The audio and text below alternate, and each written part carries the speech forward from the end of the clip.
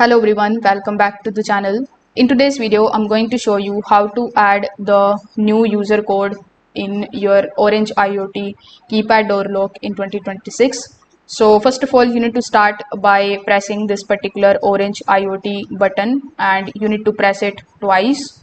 After doing so, you need to simply enter your master code. Then in order to basically enter into the programming mode, you need to again press this particular IOT button.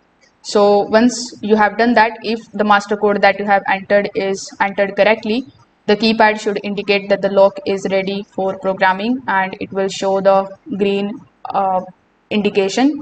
So once that is done, you just have to simply press 2 on the keypad. After pressing 2, you just have to simply start entering your new code. So once you have entered the new code, you just have to again enter it. So if the both entries match, the lock will save the code and it will also provide you the confirmation via the green light and the beep. So this particular verification step is going to help to prevent programming mistakes. Finally, you can just simply lock the door and test the newly added user code. You can enter the code on the keypad and then you can verify that the deadbolt unlocks smoothly. If it does, it means that the new code has been programmed successfully and now it is ready to use. So if this video helped you out, make sure that you like this video and subscribe to the channel. Thanks for watching.